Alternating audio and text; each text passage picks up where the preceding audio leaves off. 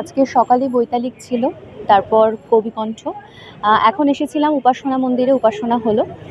এরপর জন্মোৎসবের যে অনুষ্ঠানটি আছে মাধবী বিতানে সেখানে যাব এবং সন্ধেবেলায় নৃত্যনাট্য এবারে পাঠভবন করছে মানবকন্যা, সেটা দেখতে আসবো। খুবই গুরুত্বপূর্ণ আমাদের কাছে এবং খুব একটা এক্সাইটমেন্ট কাজ করে, উত্তেজনা কাজ করে।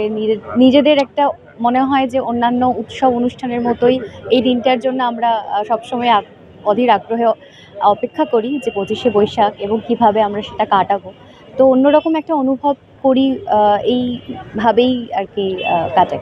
আজকে আমাদের সকালবেলা 7টায় এখানে আশ্রম মন্দিরে উপাসনা দিয়ে শুরু হলো এবং এরপরে আমাদের মাধবী বিতানে অনুষ্ঠান আছে, যেখানে সমস্ত ভবনের ছেলেমেয়েরা গান করবেন এবং সমস্ত ভাষা ভবনের সমস্ত আলাদা আলাদা ভাষার ছাত্রছাত্রীরা সেখানে তাদের নিজস্ব ভাষায়, মানে যে ভাষা তারা শিখছেন সেই ভাষায় তারা পাঠ করবেন এবং সন্ধ্যাবেলা 6:30 থেকে পাঠভবনের আজকে উপস্থাপনা মানবকন্যা। আজকের দিনটা অবশ্যই গুরুত্বপূর্ণ, যেখানে আমরা শান্তিনিকেতনে পড়াশোনা করছি, সেখানে আজকে রবীন্দ্রনাথের জন্মদিন উপলক্ষে আমাদের সবার কাছে ভীষণ আনন্দের দিন।